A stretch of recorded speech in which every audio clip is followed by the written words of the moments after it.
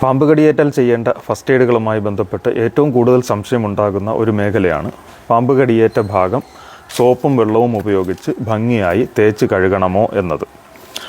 പലരും പറയും ആശുപത്രിയിൽ പോകുന്നതിന് മുന്നേ സോപ്പോ ഡെറ്റോളോ സാനിറ്റൈസറോ ഒക്കെ ഉപയോഗിച്ച് ആ മുറിപ്പാട് ഭംഗിയായി തേച്ച് കഴുകിയിട്ട് വേണം പോകാൻ.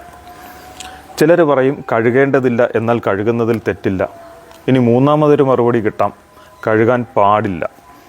ഇതിലേതാണ് ശരി? പലപ്പോഴും കൺഫ്യൂഷൻസ് ഉണ്ടാകാറുണ്ട്. ശരിയായ രീതി എന്ന് പറയുന്നത് എക്സ്പേർട്സിൻ്റെ റെക്കമെൻഡേഷൻ കഴുകാൻ പാടില്ല, നിർബന്ധമായും കഴുകരുത് എന്നുള്ളതാണ്. അതിന് പല കാരണങ്ങളുണ്ട്.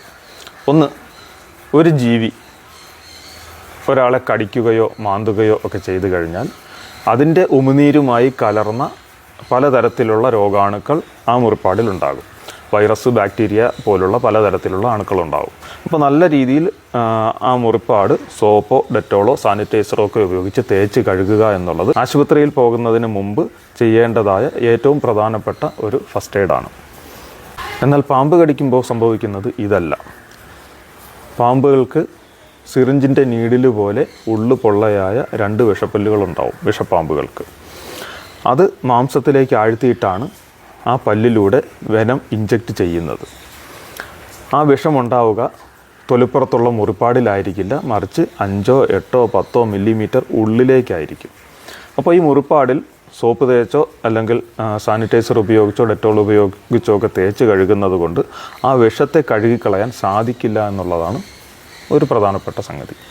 രണ്ടാമത്തേത്, പാമ്പിൻ്റെ കടിയേറ്റ ഒരാൾക്ക് ശരിയായ ചികിത്സ തേടുന്നതിനുള്ളൊരു സാവകാശം ലഭിക്കുന്നതിൻ്റെ ഒരു പ്രധാനപ്പെട്ട കാരണമെന്ന് പറയുന്നത് പാമ്പിൻ്റെ കടിയേൽക്കുന്നത് മിക്കവാറും വെയിൻസിലായിരിക്കില്ല എന്നുള്ളതാണ്, ഞരമ്പിലായിരിക്കില്ല, മറിച്ച് ടിഷ്യൂസിലായിരിക്കും അല്ലെങ്കിൽ മാംസത്തിലായിരിക്കും. അപ്പോൾ ആദ്യഘട്ടത്തിൽ ആ വിഷം സ്പ്രെഡ് ആകുന്നത് ലിംഫാറ്റിക്സിലൂടെയാണ്, ബ്ലഡിലൂടെ അല്ല. അത് ഒരു സ്ലോ സ്പ്രെഡിങ് ആണ്. വളരെ സാവധാനത്തിലാണ് ആ ഒരു ഘട്ടത്തിൽ അത് സ്പ്രെഡാവുന്നത്. പതിയെ ബ്ലഡിലേക്ക് കലർന്നു കഴിഞ്ഞാൽ വളരെ വേഗത്തിൽ അത് ശരീരത്തിൽ സ്പ്രെഡാവുകയും എൻവനമേഷൻ വളരെ ഫാസ്റ്റ് ആവുകയും ചെയ്യും. അപ്പോൾ സാധാരണഗതിയിൽ ഒരാളൊരു വാക്സിൻ എടുത്തു കഴിഞ്ഞാൽ നല്ല രീതിയിൽ അവിടെ ഒന്ന് തിരുമ്മി തേച്ച് മസാജ് ചെയ്യാൻ വേണ്ടി പറയുന്നത് എന്തുകൊണ്ടാണ്? ആ വാക്സിൻ അവിടെ കെട്ടി നിൽക്കാതെ പെട്ടെന്ന് ബ്ലഡിലേക്ക് വ്യാപിക്കുന്നതിന് വേണ്ടിയിട്ടാണ്.